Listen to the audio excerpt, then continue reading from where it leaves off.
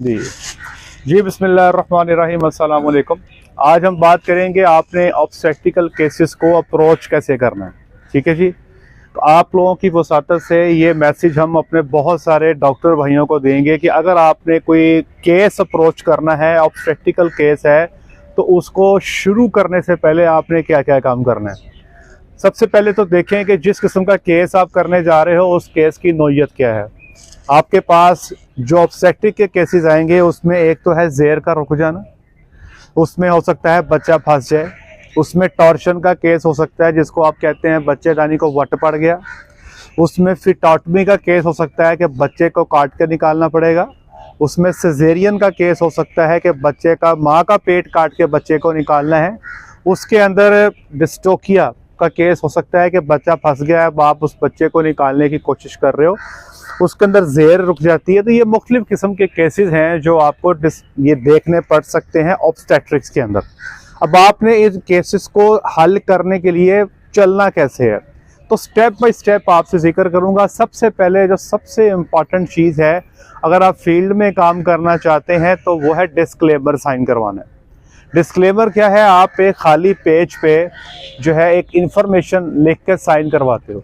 जैसे अगर आप कभी हॉस्पिटल में गए हो तो वहाँ पे ऑपरेशन से पहले वो आपसे साइन करवाते हैं, तो आप भी साइन करवाएं। साइन क्या होंगे, जिसमें आप हल्की फुल्की डिटेल लिख सकते हो, फार्मर का नाम, फार्मर की वल्दियत, जिस जगह पे वो फार्मर रहता है, जानवर को मसला क्या है, आप जानवर के साथ करने क्या जा रहे हो, उस नतीजे में जो भी आप उसके साथ करने जा रहे हो, अगर कोई उसमें कोई नुकसान का अंदेशा भी है तो आप फार्मर को आगाह करेंगे। और साथ ही साथ अगर उस काम के दौरान अगर जानवर को किसी किस्म का नुकसान पहुंच जाता है तो फिर जो फार्मर है वो किसी किस्म की कानूनी चाराजोई जो है वो नहीं करेगा।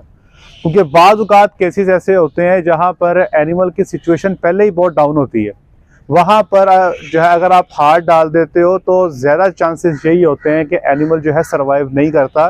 तो बजाय इसके कि कल को कोई बंदा आपके ख़िलाफ़ हो जाए, ये होता है फील्ड में, हम जानते हैं कुछ डॉक्टर्स को जिनके ख़िलाफ़ लोग पर्चे करवा देते हैं और फिर बाद में वो मसाइल रहते हैं। इसलिए याद रखिएगा कि डिस्क्लेमर साइन करवा लें उन सिचुएशंस में जहाँ पे आपको लगे कि अगर आप केस डील कर रहे हो और लाइफ थ्रेटनिंग कंडीशन हो जाएगी, जानवर के मरने के चांस हैं, तो ये काम ज़रूर करवा लें। और इस डिस्क्लेमर के ऊपर फार्मर का सिग्नेचर, उसका थंब जो है इम्प्रेशन ले लें और साथ में उसका आईडी कार्ड का नंबर भी ले लें तो बेहतर है। अब हम एक एक करके देखते हैं कि अगर ज़ेर रुके तो हमने कैसे स्टार्ट करना है, अगर बच्चा फंस जाए तो हमने कैसे स्टार्ट करना है, अगर आपको बच्चा काट के निकालना है तो कैसे स्टार्ट करना है, ऑपरेशन करना है तो आपको कैसे स्टार्ट करना है।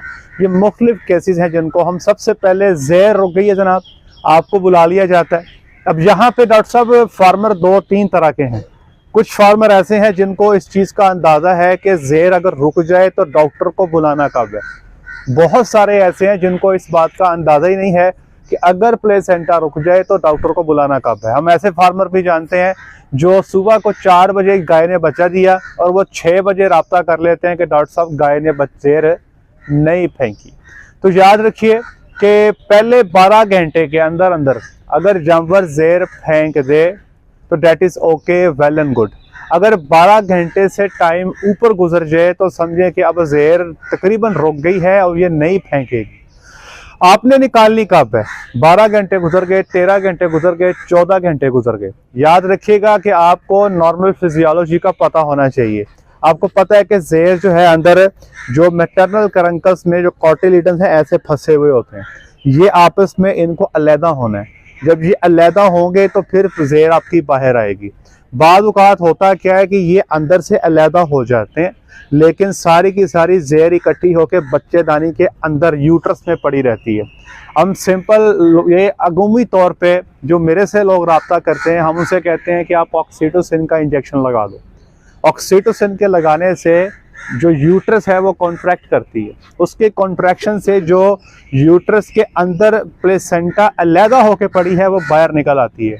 लेकिन अगर ये जंक्शंस नहीं टूटे तो आप ऑक्सीटोसिन लगाओ, आप जो मर्जी करो, ये बाहर नहीं आएगी। तो वहाँ पे आपको डेफिनेटली जो है इंटरवीन करना पड़ेगा।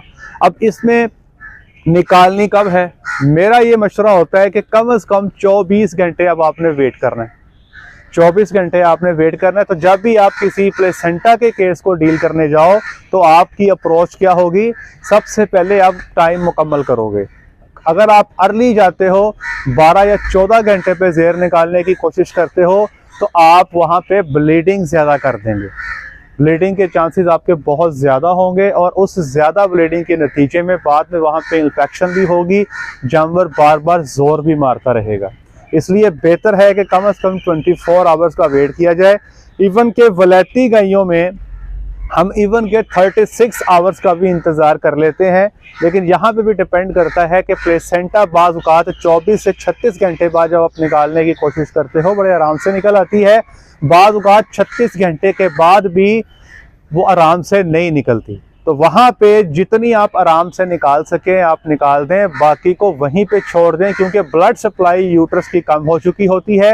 ये जंक्शन जो हैं ऑटोमेटिकली ये रिलीव हो जाएंगे और बाद में प्लेसेंटा जो है वो पुट्रीफाई होके, जिसको कहते हैं ना, खुर खुर के बाहर निकलनी शुरू हो जाएगी। ठीक है, तो आपका काम है वहाँ पे, अगर हम RFM की बात करें तो यहाँ पे डिस्क्लेमर बेशक साइन ना करवाएं, क्योंकि ये एक नॉर्मल केस है, इसमें अल्हम्दुलिल्लाह जानवर की लाइफ को कोई रिस्क नहीं होता। तो यहाँ पे सिंपल आप जाएं, जानवर का टाइम पूछें क्या है। बाज़ औक़ात ऐसे भी हो सकता है कि आपको बुलाया ही तब जाएगा जब केस पुराना हो गया। जैसे आज जानवर की पार्चुरेशन हुई, 3 दिन बाद आपको बुलाया जा रहा है कि भाई इसने ज़ेर नहीं फेंकी, तब आप अपना हाथ लुब्रिकेट करके अंदर लेके ज़रूर जाएं, देखें अगर सर्विक्स में पैसेज है तो ठीक है, अगर नहीं है तो फिर डेफिनेटली आप उसको एक्बॉलिक्स देंगे, ताकि वो जल्दी जल्दी, एक्बॉलिक्स कहते हैं ऐसी चीज़ें, ऐसी ड्रग्स जो यूट्रस की कॉन्ट्रैक्शंस को तेज़ करती हैं, ताकि जल्दी जल्दी जो है ये मटीरियल सारा का सारा बाहर निकल आए। ठीक है जी। और इसके साथ साथ हार्ट डालने से पहले बफलो और काओ का थोड़ा सा मैं कंपैरिजन कर दूं। बफलो की जब भी आप ज़ेर निकालते हो, अव्वल तो बफलो में प्लेसेंटा रुकने का मामला गाय के मुकाबले में बहुत ज़्यादा कम है, बहुत ज़्यादा कम है।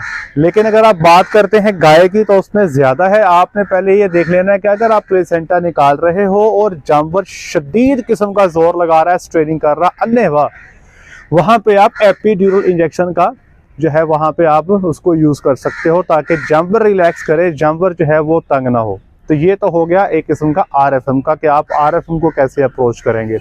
अब आपके पास अगला केस आ गया है डिस्ट्रोकिया का। डिस्ट्रोकिया के केस पे आप जा रहे हो, अमूमी तौर पे अगर तो फ्रेश केस है तो चीज़ें डिफरेंट है। हम बात करेंगे उस केस की जो फ्रेश नहीं है, जो कई सारे लोग जिस पे आ जा चुके, बच्चा नहीं निकल रहा। यहाँ पे फिर ज़रूरत इस चीज़ की है कि पहले आप डिस्क्लेमर साइन करवा लें, क्योंकि आप नहीं जानते कि जिस बंदे ने भी आके यहाँ पे मैनिपुलेशन की है, बाज़ औक़ात फार्मर, मैं जानता हूँ कुछ ऐसे जो खुद मैनिपुलेट कर लेते हैं।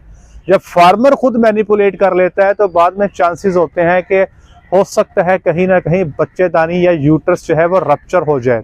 तो आप रप्चर्ड यूट्रस से बच्चा जैसे ही निकालोगे तो जितने भी कंटेंट्स बच्चेदानी के अंदर हैं वो उसके पेट में पूल कर जाएंगे और उसमें सेप्टिसीमिया और जो है शॉक के अंदर जानवर जाएगा और इमीडिएट उसकी डेथ हो सकती है। इसलिए इस किस्म के केस में बेहतर है कि आप डिस्क्लेमर साइन करवाएं और जानवर को हाथ डालने से पहले ये देख लें कि जानवर के जो कंडीशन क्या है, उसका टेम्परेचर नॉर्मल है, उसका देखने में डाउन तो नज़र नहीं आ रहा। अगर वो आपका टेम्परेचर भी डाउन है, डल खड़ा है, तो ऐसे जानवर को हाथ डालने से पहले अच्छी तरह उसको आप टोन अप कर लें। टोन अप करने के लिए आप उसको फ्लूइड थेरेपी लगा सकते हो, उसको स्टीरॉइड्स का इस्तेमाल करवा सकते हो, एंटी इन्फ्लेमेटरी मल्टीविटामिन्स दे सकते हो। ये आप करने के बाद जो है फिर अपना केस को आप स्टार्ट करेंगे। और डिस्क्लेमर मैंने बताया यहाँ पे सबसे ज़रूरी है। और केस शुरू करके पहले पूरे केस को एनालाइज करें, पूरे केस को देख के तसल्ली के साथ बाद में फार्मर को केस को हल करने से पहले उसके आउटकम्स बताएं कि इस केस के साथ ये प्रॉब्लम है, अगर हम ये करेंगे तो ये होगा, ये करेंगे तो ये होगा। सारी चीज़ें आपने उसके साथ डिस्कस कर लेनी है। फिर आपने फार्मर से जो है जो भी उसका आपके साथ राय बनती है, आपने वो राय अपनी तय कर लेनी है। ठीक है जी।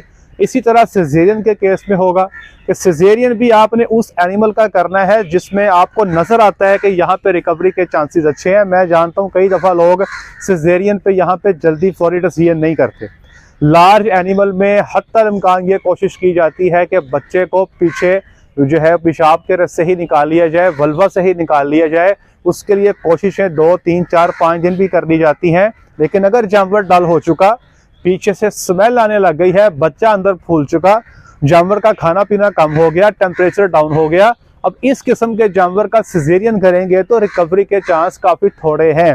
अंदर आप यूट्रस को ओपन करेंगे तो वो कागज़ की तरह फटती जाएगी। तो देखने की ज़रूरत है, जिस केस को भी आपने हाथ डालना है तो आपने पहले उस केस की नोयत का अंदाज़ा लगाना है कि उस केस के अंदर क्या है, कितनी उसकी रिकवरी के चांसेस हैं। आप चूँकि डॉक्टर हैं, आप इस चीज़ को खुद से वेल अंडरस्टैंड कर सकते हो। और बल्कि जब आप बार बार केसेस कर लेंगे तो आप केस को देखते ही आपको अंदाज़ा हो जाएगा कि ये इसके साथ क्या होने वाली है। आप उसका आउटकम, जिसको प्रोग्नोसिस कहते हैं, आप उसको देख सकते हो। अभी हमारे सामने केसेस आते हैं तो एक ही नज़र में हमें ये अंदाज़ा ज़रूर हो जाता है कि इन्हें बचना है कि इन्हें मरना है। तकरीबन ये अंदाज़ा हमें हो जाता है, क्योंकि बार बार उसी तरह के केसेस जो हैं वो आपके सामने आते हैं, तो आपको उससे अंदाज़ा हो जाता है। जहाँ तक फिटोटमी का ताल्लुक है, बच्चा काटने का ताल्लुक है, यहाँ पे भी आपको डिस्क्लेमर लाजमी साइन करवाना है, जानवर को टोन अप करना है। और बच्चा काटते हुए ये ख्याल रखें कि आपको देखने की ज़रूरत है कि क्या फिटोटमी बेहतर रहेगी या सिजेरियन बेहतर रहेगा। ये इन चीज़ों में से आपने डिसाइड करना है। याद रखिएगा, फिटोटमी जो है ठीक ठाक किस्म का इन्वेजिव प्रोसीजर है। वहाँ पे जानवर को आपका भी जोर होगा, जानवर का भी जोर होगा। तो आपने डिसीजन ये करना है कि करंट सिनेरियो में जो एनिमल का सिचुएशन है, क्या आपको फिटोटमी पे जाना है, बच्चा काट के निकालना है, या सिजेरियन करने में ही अक्लमंदी है। ये फैसला आपने मौके पे करना है। सिजेरियन जो है बेटे, ये कोई बड़ा ऑपरेशन नहीं है, it's a very minor operation. अब हम अल्हम्दुलिल्लाह हमारे स्टूडेंट्स जो हैं वो काफ़ी फील्ड में ये ऑपरेशन कर चुके हैं। इसका सक्सेस रेट जो है वो डिपेंड इस चीज़ पे कर रहा होता है कि आपने जानवर को किस वक्त उसका ऑपरेशन शुरू किया। अगर सुबह के टाइम जानवर ने बच्चा देना शुरू किया, शाम तक आप उसका ऑपरेशन कर दें या 24 घंटे में उसका ऑपरेट कर दें, तो 95% जो है इंशाल्लाह आपके रिकवरी के चांसेस होंगे अल्लाह के हुक्म से। इसलिए परेशानी की बात नहीं है, बस डिसीजन जो है वो टाइम पे करना है। अगर आप लेट करते जाएंगे तो फिर अल्टीमेटली जो है आपके सक्सेस के जो चांसेस हैं वो बहुत थोड़े होते जाएंगे। ठीक है जी। अब जो आपका केस है टॉर्शन का, कि बच्चेदानी घूम गई, तो इसमें बेटे सम टाइम्स ऐसे होता है कि बच्चेदानी घूम जाती है और अंदर जुड़ जाती है, जिसको आप एडिशंस बोलते हो। ठीक है ना। ये बच्चेदानी घूमी, घूमने के बाद उसकी एडिशंस हो गई, वो अंदर जो है वो जुड़ गई, तो वहाँ पे फिर आप उसको जितनी मर्जी उसको आप घुमाते रहो तो वो रोटेशन नहीं खुलती। अगर तो एडिशन हो चुकी है तो फिर ऑप्शन फिर वही है आपके पास कि आपको सिजेरियन करना पड़ेगा। लेकिन अगर एडहेरेंस नहीं है तो जैसे ही आप उसको रोटेशन देंगे, तो रोटेशन देने के 1 या 2 रोटेशंस के बाद उसकी जो बच्चेदानी की जो डायरेक्शन है वो बिल्कुल सीधी हो जाएगी। यहाँ पे भी देखने की ज़रूरत है। फील्ड में मैंने देखा है कि जो लोग खुद से रोटेशन देते हैं उनको ये आइडिया नहीं होता कि राइट साइड पे रोटेशन देनी है या लेफ़्ट साइड पे रोटेशन देनी है। अगर आप यहाँ पे गलती कर जाते हो, राइट साइड की जगह पे लेफ्ट पे रोटेशन दे देते हो, तो वो रोटेशन बजाय निकलने के मज़ीद टाइट हो जाती है। और दूसरे नंबर पे रोटेशन देते वक्त अमूमी तौर पे फील्ड के अंदर मैंने देखा है कि ऑयल का प्रॉपर इस्तेमाल नहीं किया जाता। जानवर की जब एक रोटेशन आती है वो ठीक ठाक जो है उसकी एनर्जी कंज्यूम होती है। इस कंडीशन के अंदर जो है आपका जानवर भी कंप्रोमाइज़ होता है, आप भी कंप्रोमाइज़ होते हैं। और जब ये इतनी सारी रोटेशंस के बाद 3, 4, 5 रोटेशंस के बाद जानवर आपके पास आता है, तो उस कंडीशन में फिर सूरत हाल ये बन जाती है कि आपको शक रहता है कहीं ना कहीं, क्योंकि जैसे ही बच्चा लेट होना शुरू हो जाता है अंदर और टॉर्सन भी आपकी पार्शल हो, सर्विक्स से कुछ एयर भी पास आउट होनी शुरू हो जाए, तो तब बच्चा अंदर स्वेलिंग में जाना शुरू हो जाता है। तो उस कंडीशन में बच्चेदानी के रप्चर होने के चांसेस बढ़ जाते हैं। हमने ऐसे केसेस देखे हैं कि टॉर्शन रिलीव की है, लेकिन रिलीव करने के बाद अंदाज़ा हुआ कि यार इसकी बच्चेदानी जो है, जो यूट्रस है वो रप्चर हो चुकी है। अब जैसे ही उससे बच्चा निकालेंगे तो उसके जो शॉक में जाके जो है ना जी, उसका जो एक्सपायरी के चांसेस जो हैं वो उसके हो सकते हैं। तो ये डिसीजन मेकिंग जो है ये आपने मौके पे केस को देख के करनी है।